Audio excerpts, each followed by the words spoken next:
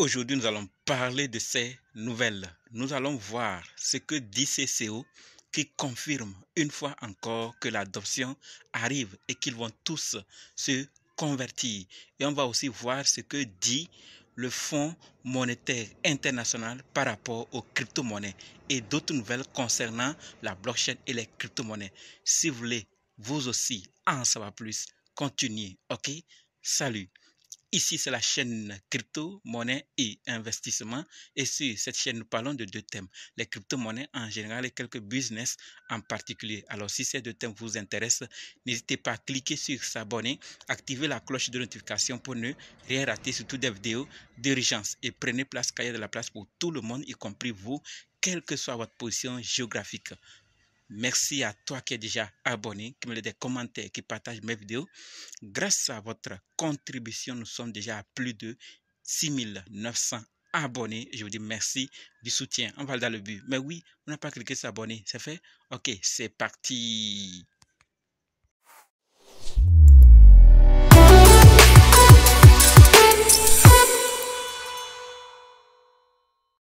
Alors, si toi qui me suis actuellement, tu veux savoir comment analyser une crypto-monnaie, comment acheter une crypto-monnaie, comment vendre une crypto-monnaie, comment sécuriser une crypto-monnaie, alors sache que tu es au très bon endroit, car il y a une formation disponible qui peut t'aider à le faire toi-même sans l'aide de personne. Bref, être indépendant. Donc, quels que soient les cas, si vous êtes débutant ou ancien, si vous êtes intéressé, préparez juste un budget de 20 000 francs CFA ou 35 $ ou 30 € et dites simplement « Je veux ta formation ». Soyez prêts d'abord avant de me contacter. OK? Et on va faire le programme pour commencer. Parlons maintenant des nouvelles de la vidéo. Comme dit, nous allons parler de ces nouvelles. Nous allons d'abord parler de Circle, ensuite de Prime Trust, suivi de Crypto.com, du CEO de Coinbase, ensuite de Robert Kennedy et fini avec le Fonds monétaire international, FMI. Alors, restez jusqu'à la fin pour qu'ensemble on puisse découvrir ces nouvelles et prendre nos dispositions. Et vu que vous êtes déjà arrivé ici, vous voulez vraiment en savoir plus. Et maintenant, nous allons commencer. Par rapport à Circle, ce qu'il faut savoir, c'est que Circle relance les actions du Trésor américain dans son fonds de réserve USDC, géré par BlackRock. D'accord? Pour rappel, la société avait abandonné tous ses bons du Trésor dans la crise qui avait secoué l'USDC. Donc, ils ont maintenant relancé cela pour avoir ça dans leur réserve. Donc, ils ont fait la relance des actions du Trésor américain. D'accord? Peut-être que ces nouvelles ne vous concernent pas, mais ceux qui sont concernés sauront de quoi on est en train de parler. Alors, passons à la deuxième nouvelle qui concerne Prime Trust. Et la nouvelle, c'est que Prime Trust a interrompu les dépôts et les retraits après avoir reçu une ordonnance du régulateur de Nevada. D'accord? Et ils disent ici que Prime Trust s'engage activement auprès de la NVFID pour déterminer les prochaines étapes afin de remédier aux problèmes et de reprendre ses activités habituelles. Je ne sais pas combien dans notre communauté travaillent avec cette société. Alors, si vous êtes concerné, faites plus de recherches et voir les conditions, ce qu'il faut faire afin de ne pas peut-être perdre ses fonds ou quoi que ce soit. Passons maintenant à la troisième nouvelle où nous allons parler du projet Crypto.com. Oui, nous allons parler de Crypto.com. Et la nouvelle, c'est que Crypto.com obtient l'enregistrement de fournisseurs de services d'actifs virtuels en Espagne. Et ceci après un examen approfondi, comme on nous le dit ici. Crypto Crypto.com a obtenu cet enregistrement à la suite d'un examen approfondi de sa conformité avec l'AMLD, l'organisation veillant au respect de la loi sur le blanchiment d'argent. Donc désormais, Crypto.com est enregistré comme fournisseur de services d'actifs virtuels et est conforme. Vous voyez? Et le CEO, le PDG de Crypto.com dit ceci: recevoir l'enregistrement de la Banque d'Espagne est le dernier témoignage de notre engagement à la conformité et de notre empressement à travailler avec les régulateurs pour faire progresser de manière responsable la crypto-monnaie et la technologie blockchain, l'a dit le PDG de Crypto.com. Donc, ils veulent tout faire pour être conformes avec les lois du pays, avec les banques et tout autre service administratif.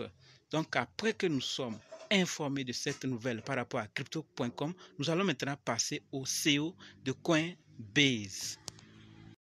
Lui, c'est le CEO de Coinbase, pour ceux qui ne lui connaissent pas. Et voici ce qu'il dit.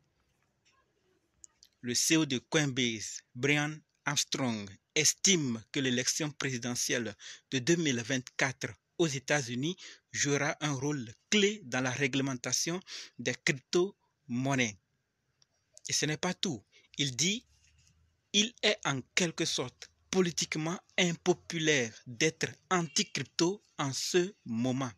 Et nous allons potentiellement voir un changement ici, que ce soit dans l'administration, les partis politiques, le président de la SEC, tous vont changer pour être dans la tendance, pour être acceptés, parce que plusieurs personnes ne vont pas apprécier ceux qui seront anti-crypto. Donc il faut que, c'est pour ça qu'il dit, il est en quelque sorte politiquement impopulaire d'être anti-crypto. Nous avons déjà vu un candidat qui est pour crypto, et voici encore une autre raison qui confirme ce qu'il est en train de dire. Et lui, c'est Robert F. Kennedy, candidat aux élections présidentielles 2024 aux États-Unis, et voici ce qu'il dit. Je veillerai à ce que nous ayons des politiques qui soutiennent le Bitcoin et la liberté de transaction et qui permettent aux individus de gérer leur propre portefeuille, nœuds et mots de passe Bitcoin. Je n'autoriserai pas les contrôles les plus étroits nécessaires pour empêcher le blanchiment d'argent. Je m'oppose aux monnaies numériques des banques centrales parce qu'elles sont des instruments de contrôle et d'oppression et qu'il est certain qu'elles feront l'objet d'abus. Donc voilà ce que ce candidat aux élections présidentielles nous dit. Alors que le CEO de Coinbase venait tout de suite de dire que plusieurs partis politiques et l'administration, même les dirigeants de la SEC, viendront changer d'avis pour être acceptés. Et voilà un cas pratique d'un candidat déjà qui soutient, qui est pour le Bitcoin et sûrement après, avec le temps, d'autres crypto-monnaies qui viendront. Donc, pour lui, les monnaies numériques des banques centrales sont des instruments de contrôle et d'oppression qu'il est certain qu'ils feront objet d'abus avec l'avenir. Donc voilà ce qui se passe. Ça voudrait dire qu'avec le temps, ils vont tous se convertir pour être acceptés. Et ce n'est que l'adoption qui vient doucement, doucement, comme ça. Avec des années passées, comment c'était dur. Vous voyez que cette fois-ci, beaucoup ont compris et veulent juste injecter l'argent pour juste prendre leur part.